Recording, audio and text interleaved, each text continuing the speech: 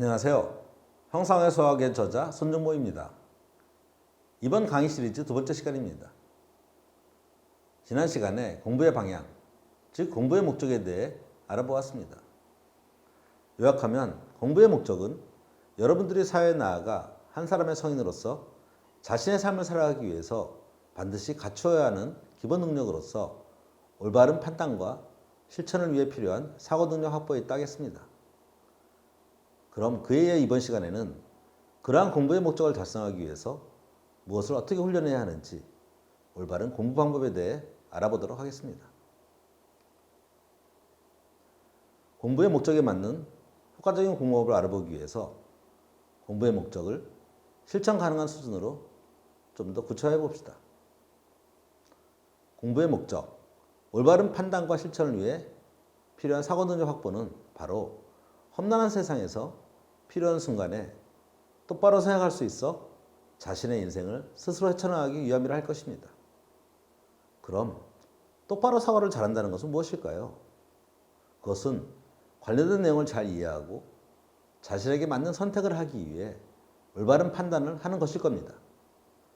즉 정리하면 구체적으로는 어떤 내용을 들었을 때 단순한 사실의 인식을 넘어 전체적인 문맥상에서 이해하는 종합적인 이해 능력과 주어진 상황에서 효과적으로 문제를 해결하기 위한 체계적인 판단 능력을 줄 수 있습니다. 후자는 보통 문제 해결 능력이라 부릅니다. 따라서 공부의 목적에 맞는 효과적인 공부 방법이란 바로 이 두 가지 능력을 기를 수 있도록 필요한 과정을 연마하고 체득해 나가는 것이라 할 수 있습니다. 주어진 내용의 상호 문맥을 파악하여 관련 이론 지도를 만들고 확장해 나갈 수 있는 종합적인 이해 능력과 임의의 상황에서 주어진 조건들을 실마리로 하여 효과적으로 문제를 풀어나가는 체계적인 판단 능력, 즉 문제 해결 능력을 기를 수 있는 방법으로 공부를 해야 하는 것입니다. 그럼 어떻게 해야 할까요? 그냥 무작정 잘해라 하는 것이 아니라 그것을 효과적으로 실천하기 위해서는 퍼스트 스텝 사고와 같은 논리적인 사고 과정을 담은 표준 프레임에 기반하여 이론 학습 및 문제풀이 학습을 진행함으로써 논리적인 사고 과정이 자신의 머릿속에 자연스럽게 스며들어 취득돼야 하는 것입니다. 이번에는 올바른 공부를 통해서 길러야 할 사고 능력 중 종합적 이해 능력에 대해서 살펴보도록 하겠습니다. 종합적으로 이해한다는 것은 무엇일까요? 사고 능력별로 이론의 이해 수준의 차이가 발생합니다. 똑같은 얘기를 들어도 받아들이는 내용은 다 다릅니다. 공부할 때 같은 이론을 공부해도 각자의 사고 능력에 따라 이해 모습은 다 다릅니다. 한번 예를 들어볼까요? 여러분이 코끼리를 보았다고 한번 상상해 보시죠. 그리고 일정 시간이 지난 다음에 각각의 이해한 모습을 그림으로 한번 나타내 보라고 했다고 가정해 봅시다. 어떤 사람의 이해 모습은 코끼리의 전면, 가장 특징적인 부분을 담고 있는 전면에 관련된 내용을 그립니다. 단편적으로. 다른 부분에서 바라본 시각과는 실제 정확히 연관을 짓지 못합니다. 그리고 좀 더 나은 사람은 전면과 옆면의 부분들을 두 가지의 시각을 종합해서 평면적인 모습을 그려냅니다. 그리고 좀 더 나은 사람은 전면과 옆면과 뒷면 또는 밑면의 모습을 실제 종합하여 좀 더 이체적인 모습을 그려냅니다. 그리고 더 나은 사람, 가장 이상적인 사람은 여러 가지 면들을 종합하고 설사 보지 못한 면들도 논리적으로 추론하여 거의 사실에 가깝게 그려내는 것입니다. 이것을 만약에 공부한다고 생각하고 코끼리의 어떤 모습을 가지고 보여주고 이것이 코끼리인지를 찾아내는 그런 시험을 본다고 한번 가정해 보시죠. 그 경우에 이렇게 기억하고 있는 사람은 서로 여러 가지 사실들을 연관시킬 수 있는 사고 능력이 현재 가지고 있지 못하므로 어떨까요? 각각의 모습을 모두 외워야 할 것입니다. 그리고 표면적인 모습을 가지고 있는 사람도 여기에 포함되지 않은 다른 모습은 다 외워야겠죠. 그리고 입적인 아닌 사람은 이 정도, 좀 더 작게. 그렇지만 레벨 3에 있는 사람은 뭐 특별히 더 외워할 게 별로 없겠죠. 즉 이것을 시간으로 따져본다면 이걸 외우는데 10시간, 이거는 5시간, 2시간. 배 이상 능력별로 공부하는데 시간이 배 이상이 걸린다는 것입니다. 거기다가 외워놓은 게 가만히 있나요? 시간 지나면 다 까먹게 되겠죠? 그래서 그것을 유지하는 데 걸리는 시간은 사실 원래 시간 이상으로 더 많이 들어갑니다. 그렇기 때문에 사고 능력에 따라서 실제 공부의 효율은 엄청난 차이를 발생하게 됩니다. 그럼 원래 이 레벨에 있는 사람은 가만히 있는 걸까요? 아닙니다. 우리가 훈련을 통해서, 올바른 공부를 통해서 레벨 0에서 레벨 1으로, 레벨 1에서 레벨 2로, 레벨 2에서 레벨 3로 이렇게 발전시켜 나갈 수가 있습니다. 자, 이것을 비유를 우리가 공부를 할 때 지식의 모습과 한번 비교를 해보죠. 하나의 지식, 하나의 이론은 하늘에서 갑자기 뚝 떨어진 이론이 아닙니다. 대개 하나의 이론은 여러 가지 이론이 연관되어 있습니다. 여기 이 경우에는 예를 들어 보면 두 개의 배경 이론과 하나의 신규 이론이 만들어지는 것입니다. 근데 연관짓지 못하는 사람은 이 각각의 이론들을 외우게 됐죠. 마치 이론의 내용과 공식만 가지고, 결과 공식만 가지고 각각 이론을 공부하는 것처럼요. 그리고 근데 레벨 안에 있는 사람은 좀 더 낫겠죠. 신규 이론에서 이론이 기존 배경 이론과 어떤 연관관계를 가지고 있는지, 즉 이쪽 단방향의 어떤 인풋 사항들을 받아들여서 새로운 이론을 조합할 줄 압니다. 그래서 근데 한쪽 방향으로의 것들만 이해를 하기 때문에 사실 이해 수준이 되게 부족합니다. 여기 점선으로 표시해 놓은 게 이해 수준이 부족하다는 걸 의미하고 있고요. 레벨 2에 있는 사람은 이쪽은 실선하는 점선입니다. 그리고 뭐가 달라졌죠? 여기는 단방향인데 이제 양방향이에요. 신규 이론에서 배경 이론도 갈 수 있고 배경 이론에서 신규 이론도 갈 수 있다는 것입니다. 즉 점점 하나의 지도의 모습을 좀 더 갖추고 있죠. 그리고 레벨 3에 있는 사람은 모두 다 양방향으로 어느 선에서 어떻게든 갈 수 있다는 것입니다. 우리 지도가 그렇죠. 길이. 지도를 알고 있으면 어느 방향에서 어느 쪽으로 갈 수 있는 거죠. 한쪽 방향으로만 가는 게 아니고. 즉 점점 이론의 지도의 모습을 갖춰가는 것이라고 볼 수 있습니다. 발전에 따라 사고 능력의 발전에 따라서요. 그러면 이대로 만약에 여러분들이 누군가가 사회에 나간다면 어떨까요? 어떤 일을 하게 될까요? 이런 단방향의 시각, 하나의 시각만을 가지고 받아들이게 된다면 이 사람은 사회에서 할 수 있는 일은 아마 노무자 역할을 하는데 급급할 것입니다.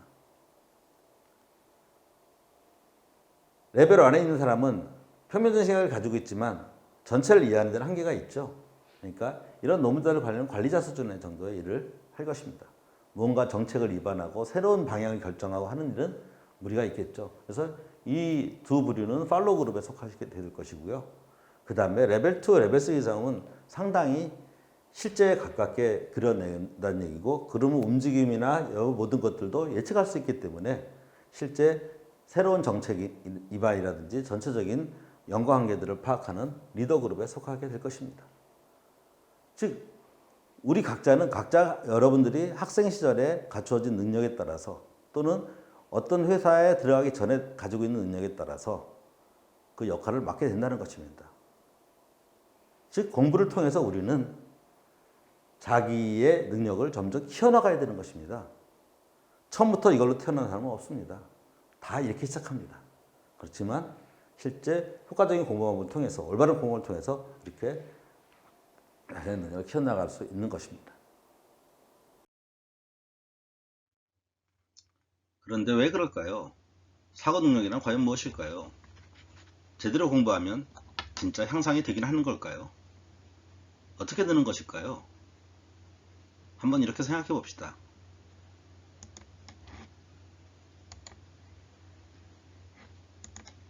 컴퓨터는 인간을 모델로 해서 진화하고 있으니 그것을 가지고 비교해 봅시다. 인간이 생각하고 판단하는 역할은 컴퓨터의 CPU에 해당됩니다. CPU가 좋을수록 트랜스포가 빨라지죠. 참고로 그림에서 빨간색 동그라미는 CPU를, 노란색 타원은 메모리를 나타내고 있습니다. 그런데 머리만 좋다고 일을 잘할 수 있을까요? 아닙니다. 실제 환경에서 일을 잘하려면 작업 공간 또한 충분히 확보되어야 합니다. 작업 공간이 작으면, 예를 들어 책상의 크기가 작으면 작업거리들을 한 번에 올리지 못하므로 일을 나누어서 여러 번에 걸쳐 처리할 수밖에 없는 것입니다. 즉, 작업 공간의 크기 또한 일의 효율에 막대한 영향을 미칩니다. 머릿속의 작업 공간이 바로 컴퓨터의 메모리인 것입니다. 이 두 가지 메인 요소를 가지고 사고 능력에 따라 어떤 일이 벌어지는지 알아봅시다. 좌측의 경우처럼 사고 능력이 낮은 사람은 CPU에 적은 메모리를 가지고 있게 됩니다. 이러한 상황에서는 서로 연결을 시켜야 할 이론들을 한꺼번에 모두 떠올릴 수 없게 됩니다. 예를 들어 좌측은 메모리가 적어 이론이 하나밖에 못 올라간 모습입니다. 그에 반해 우측은 관련된 이론들이 메모리상에 모두 올라간 모습이죠.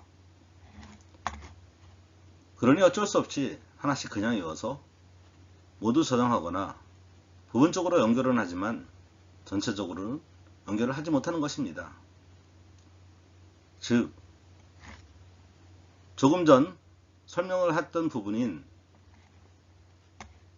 사고력 레벨이 낮은 경우 지식의 모습은 서로 떨어진 모습이거나 부분적인 연결만 이루어진 상태가 됩니다.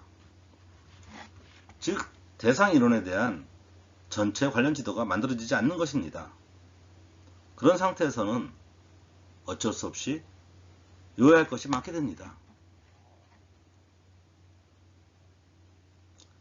그래서 나름 지도를 만들어 보려고 처음에는 인덱스를 붙여가며 연결을 시도하지만 불편하고 비효율적인 것임을 깨닫고 결국은 작업 공간을 키우게 될 것입니다. 그런데 사람의 몸은 자극을 받고 지속적인 스트레스를 받으면 그것을 이겨내기 위해서 스스로 상황에 맞게 변화하게 되어 있습니다. 즉, 작업 공간을 키우고 더불어 숙련도에 따라 처리 속도 또한 커지게 되는 것입니다. 이것이 바로 사람의 능력이 발전하는 이치입니다. 절대 땀 흘리지 않고 스트레스를 받지 않고 능력이 향상될 수는 없는 것입니다. 지속적인 자극과 그로 인한 스트레스 상황, 그리고 그러한 상황의 변화에 적응하려는 인간의 진화 능력이 모여서 비로소 능력의 발전을 이뤄내는 것입니다. 인간은 보통 뇌의 2%에서 5% 정도밖에 평생 사용하지 못한다고 합니다. 지금도 머리가 아픈데 참 앞으로 진화할 여지가 무지막지하게 많이 남은 것 같네요. 그렇게 해서 사고 능력이 뛰어난 사람이란 바로 5% 정도의 뇌를 활성화시켜 사용하는 사람을 뜻한다고 할 수 있습니다. 이해를 쉽게 하기 위해 예시를 들어보면 막 공부를 시작한 초등학생에 비유할 수 있는 2%의 사용자가 펜티엄급 1세대 CPU에 1GB 메모리 용량을 가졌다면 열심히 제대로 공부해온 대학생에 비유할 수 있는 5%의 사용자는 9세대 CPU인 i9 프로세스에 64GB 메모리 용량을 가진 사람에 해당됩니다. 이를 얼마나 더 잘할지 상상이 가시나요? 거의 비교할 수가 없는 수준이 됩니다. 그런데 사람은 올바른 방법으로 꾸준히 노력한다면 누구나 그 단계에 올라설 수 있습니다. 그것이 우리가 공부를 하는 목적이자 이유인 것입니다. 바로 똑똑해지기 위해서입니다. 여러분은 지금 어떤 CPU에 얼마나 많은 메모리를 가지고 있습니까? 올바른 방법을 알면 발전할 수 있는데도 노력을 하기 싫어서 지금 그대로 두시겠습니까? 올바른 훈련을 통해 물리적인 뇌의 변화를 일으킵시다. 그래서 작업 공간인 메모리를 넓히고 처리 능력인 CPU를 높입시다.